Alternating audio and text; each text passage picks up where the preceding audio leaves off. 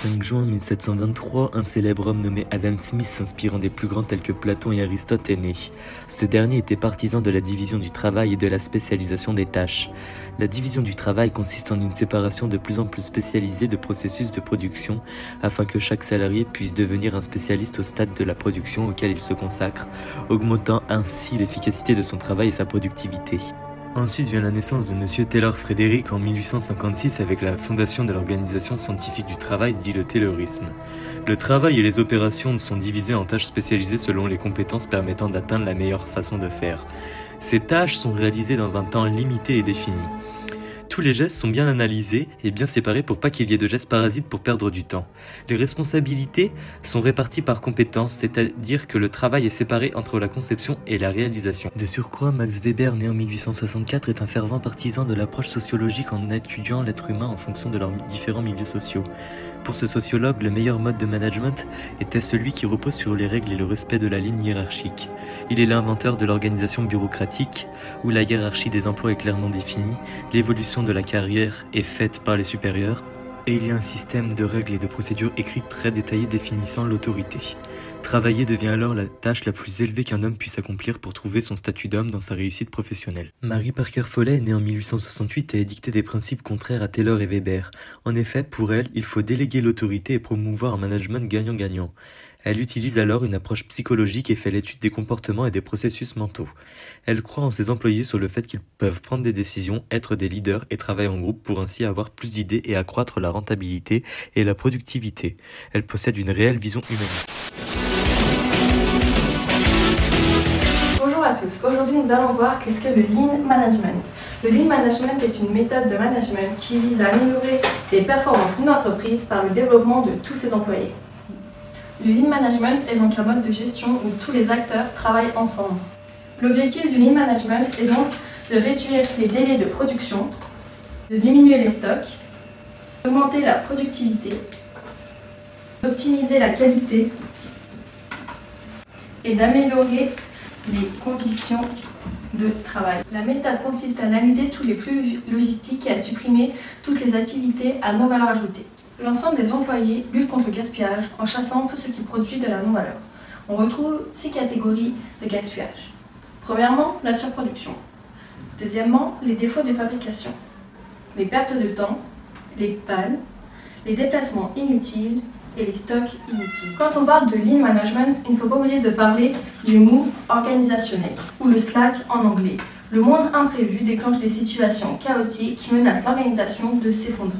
Les experts appellent ça un accident de dimension. Merci de m'avoir écouté et je vous dis à la semaine prochaine.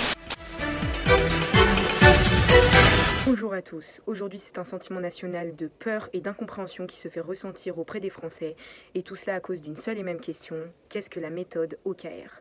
La méthode de management OKR, Objective and Key Result, et plus anciennement la méthode MBO, est une méthode de management qui consiste à définir des objectifs ambitieux à court terme et à élaborer une stratégie afin de les atteindre. Cette méthode a été créée par Peter Drucker.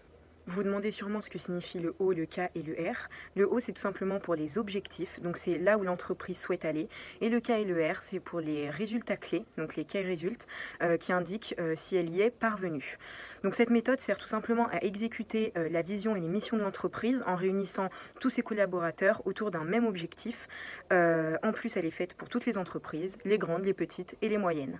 En effet, il y a 2 étapes incontournables pour réussir cette méthode. La première est de fixer des objectifs ambitieux, ce qui doit amener les équipes de l'entreprise à sortir de leur zone de confort.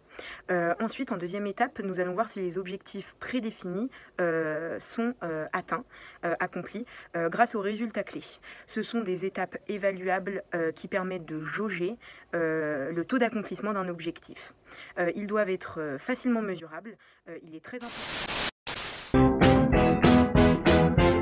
Stratégique a pour mission de prendre l'ensemble des décisions stratégiques sur le long terme pour atteindre l'objectif d'assurer le développement et la pérennité de l'entreprise. Pour cette recette, vous aurez donc besoin en base d'anticiper, ensuite vous aurez donc besoin d'élaborer et de mettre en œuvre les objectifs stratégiques et pour finir de piloter les activités de l'entreprise. Qu'est-ce que le manager tactique? Donc ce plat, il a pour rôle de transformer les décisions stratégiques en décisions dites action. Pour cela, le but est de mettre en place des dispositifs, des règles et des mesures afin que les décisions stratégiques soient réalisables. Donc le manager tactique travaille avec le manager opérationnel ou pour le manager afin que lui puisse passer à l'action. Donc pour cette recette, vous allez donc avoir besoin d'organiser les ressources, animer les ressources humaines, résoudre des situations managériales, communiquer et surtout une bonne grosse politique de motivation. Et quoi de mieux que de terminer par ce gâteau super moelleux que le manager opérationnel. Donc ce gâteau a pour mission d'exécuter les objectifs fixés par le manager tactique et les décisions opérationnelles sont des actions sur du court terme. Donc pour cette recette, vous allez donc avoir besoin de proposer, de gérer, de former, d'organiser, de motiver, de communiquer, mais surtout, le plus essentiel, de suivre l'ensemble des actions. Merci à tous d'avoir suivi l'émission. On se retrouve demain à la même heure, comme tous les soirs pendant le confinement, pour de délicieuses recettes. À bientôt. Le sujet improbable que je maîtrise à 200%. Le management des équipes commerciales. En TC, obligé. La boîte à questions voudrait savoir comment peut-on diviser les différents commerciaux en termes d'équipes commerciales. Les commerciaux B2C, les vendeurs en magasin et les vrais commerciaux, les commerciaux B2B, les vendeurs d'entreprise. Et du coup, comment les différencie-t-on selon toi? Quelles sont leurs principales différences? Que le commercial B2C, lui, il est en magasin, donc c'est-à-dire qu'il est sédentaire. Il vend le produit au client à l'intérieur du magasin, donc dans une unité commerciale. Alors que le commercial B2B, vente en entreprise, donc lui, il va se déplacer jusqu'au client, donc il est itinérant. 4 mots what the fuck pour décrire les objectifs des équipes commerciales. Vendre, accroître la rentabilité de l'entreprise, fidéliser le client et bien sûr satisfaire le client. Toi, comme tu entends, décomposition par métier.